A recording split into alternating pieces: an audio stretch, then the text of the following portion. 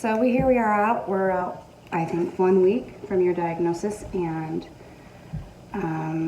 2 weeks, 2.5 weeks from when everything happened. So do you kind of want to tell us what happened and how you ended up in the hospital in the first place?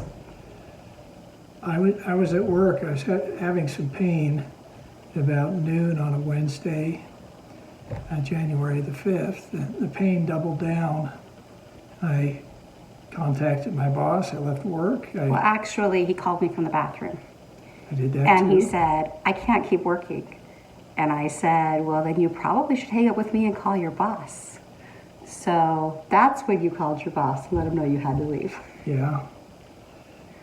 I was laying on my back with a lot of pain, and I found some relief laying on my back. And while I was on my back, I contacted my wife, I contacted my boss, and a couple other people, and I got my things, and I got to my car. I reclined my chair. I was in so much pain. And I drove. All the way across town to the hospital near our house, which is really awesome because can you imagine if you had been in the hospital across town?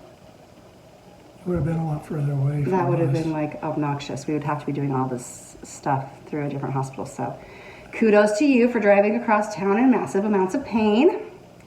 Yeah, and at that time I was actually running around because we had just gotten word that our oldest daughter had been exposed to COVID at school. So I had to go pick her up from school so she'd be quarantined. So I had her and all the 5 little kids in the car, and we met Tom at the hospital parking lot. When I was in the hospital parking lot, my wife's like, just get out. Walk up. Go get yourself. Well, I texted him that we were there, and he's like, I can't get out of the car. And I said, I have a car full of little kids. I can't get out of the car either. But we managed. We left him in the car. Luckily, our oldest daughter was there. So she sat in the car with all the kids, and we took you into the hospital, yeah? Yeah, we got there. While I was in the Instacare, they did a couple of tests on me, and they're like, oh, you may have kidney stones or appendicitis. And they came back and said, you don't have kidney stones. You're going to the emergency room. So they wheeled me over there. A CAT scan was done, and they ruled out kidney stones and said, you have perseverated. A perforated. Yes, a tear in your large intestines and an obstruction. So they scheduled me for surgery to clean me out, and they cleaned me out. And after the surgery, it was done laparoscopically. I had a JP. But they put the JP drain in there to help remove the infection. The JP drain stayed with me for the next 2 weeks. And then I was in the hospital from that Wednesday all the way through about noon on Sunday of that week, where I was just discharged. While I was there, I was doing a lot of walking, and I was on a very limited liquid diet.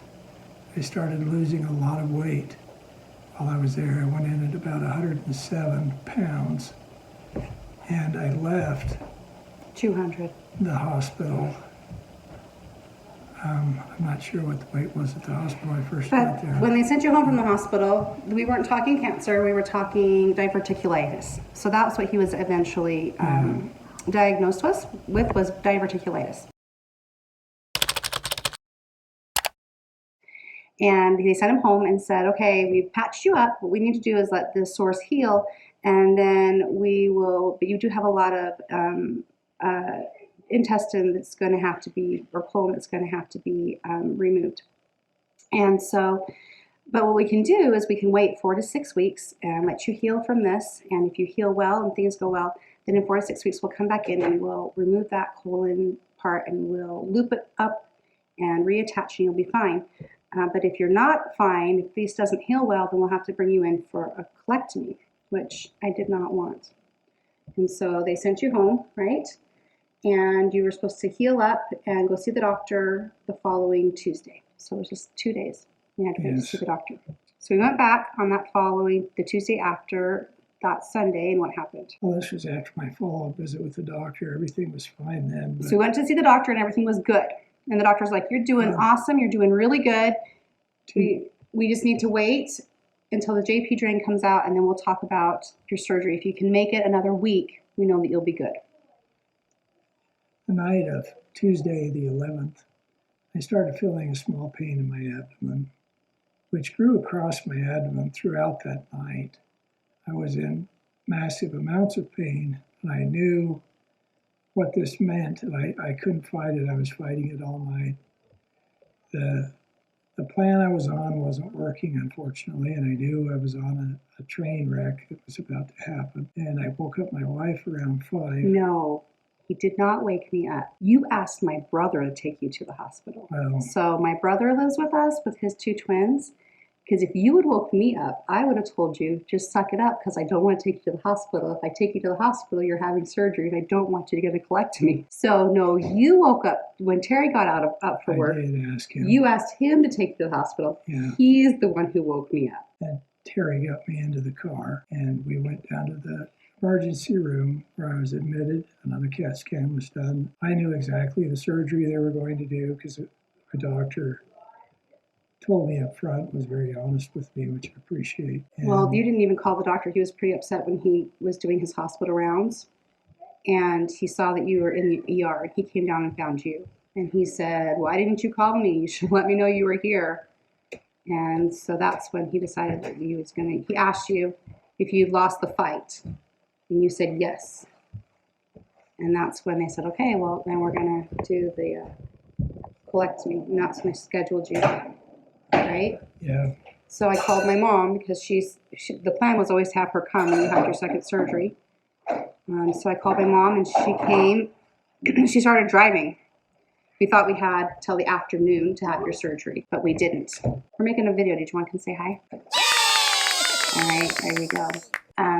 Anyway, so so she started driving, and then we found out that they moved you up for surgery. And she had a 5-hour drive to get here. I was bumped up several hours for surgery. They got me in quick. And in the surgery, I had a midline C-section, and they detached my large intestines and cut out 17 centimeters of my large intestines that had been infected. I had infection all over in my abdomen that was around my appendix, so the doctor figured the last thing I needed was another surgery in 3 weeks. So the appendix was removed. It was all the way up where my gallbladder was too, but the gallbladder had already been removed previously. They repositioned the drain tube that was connected to the JP drain as part of this to help with the removal of infection. And then they patched me back up. Yeah, so I actually got to the hospital right at the end of the surgery and talked to the doctor. And he explained to me that what they had done, what really had needed to be done, and and then so I asked him, I'm like, "Well, how's he doing?" And he said, "Oh, he's doing okay." And yeah, they're cleaning the car. And I was talking to the doctor. I said, "Okay, well, what can we do?" This is kind of looking back, should have been a little bit of a red flag that there's maybe something a little bit more going on. I said, "So what do we need to do as far as diet and everything else goes?" And he looked at me and he said, "I don't want to focus on anything further out than the next 2 days." He says, "The next 2 days, we're just going to focus on the next 2 days. We're going to get the next 2 days taken care of, and we'll discuss further plans after the next 48 hours." And so I said, "Okay." They ended up taking you home. They ended up taking your appendix out too. Okay, so they ended up taking the appendix out too.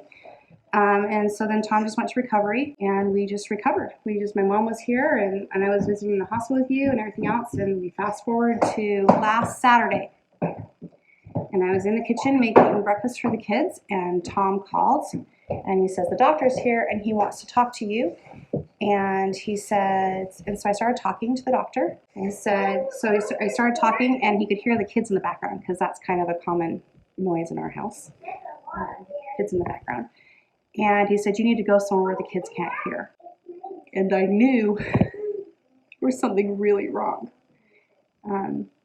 And so that's when he told us that Tom had colon cancer, and that his entire colon had been full of cancer, and that they took 12 lymph nodes out, and 5 of them had cancer, so it was spreading, and that they needed to do an immediate CAT scan, a CAT scan of your lungs, if his lungs and his liver, to see if it had already reached his lungs and his liver.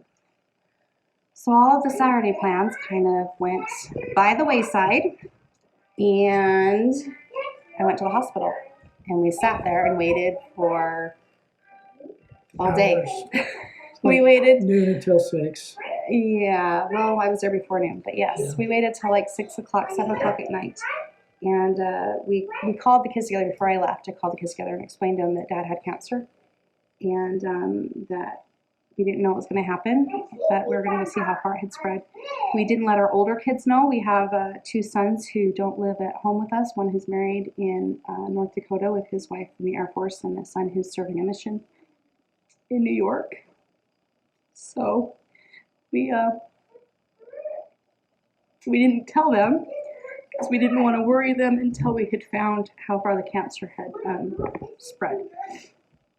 So we waited, and at about 6 or 7 o'clock at night, the nurse came in and told us that the scan came back clear on his lungs and his liver. There is fluid around his kidneys, but right now they're not worried about that. They think it's residual from his surgeries. And then they told us that we can't even start treating cancer until you've healed from your surgeries, right? Right. The CAT scan, as near as we could tell from the results, did not show cancer in my liver or my lungs.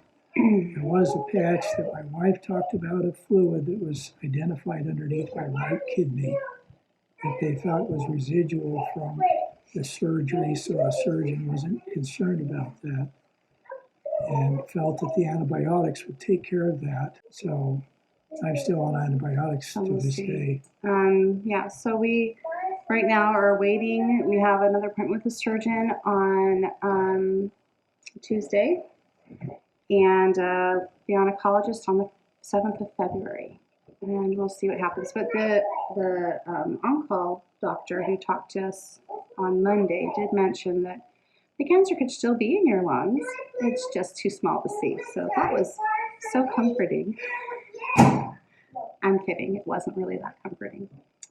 So I think that's basically how we got here and kind of what puts people up to speed. So how are you feeling about this whole cancer diagnosis thing? When I first heard about it, it was a lot to take in. I was thinking, okay, I've had different things that the doctors have said that it might be. I'm like, I could take any of these things a lot easier. I could take the kidney stones. I could take the appendicitis. I could take the diverticulitis that they said that I had for about a week.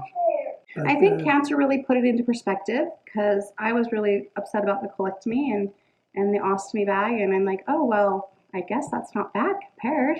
So, well, the ostomy bag was always supposed to be 6 months. It was 6 months and then take it out and reconstruct. And now it is up in the air. We'll see if it ever comes out again at this point in time. Yeah. I felt like I'd kind of been living a lie as to what was going on with my own body, and now the revelation was there. You have cancer. And those words were heavy words to hear. I've got stage 3 cancer because it's in my lymph nodes. My biggest concern is how that's affecting my wife and my kids, and realizing the burden that I am. You're not a burden. That part is hard. I realize there are other families that go through what we go through. I think that's the That biggest have been thing. through that. I think that's the biggest thing that we realize is that we're not unique.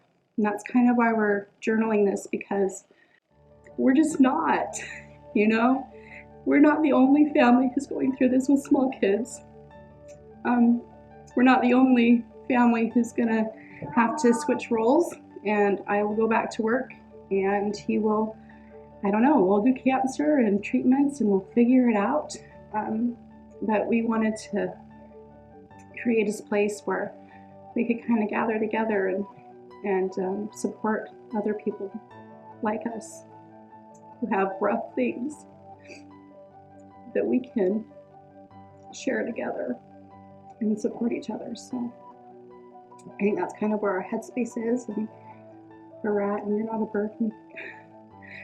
You annoy me sometimes, but I think that's just because we've been married for so long, right? We just kind of get annoyed. But yeah. I celebrated my birthday and my anniversary to my sweetheart in the hospital. Yeah. And they were so kind to bring a big banner. We had the whole family, whether it was on the phones or out on the front lawn on the other side of the glass We have because a of video on that. COVID. I don't think you've seen it. No, I have not. We did.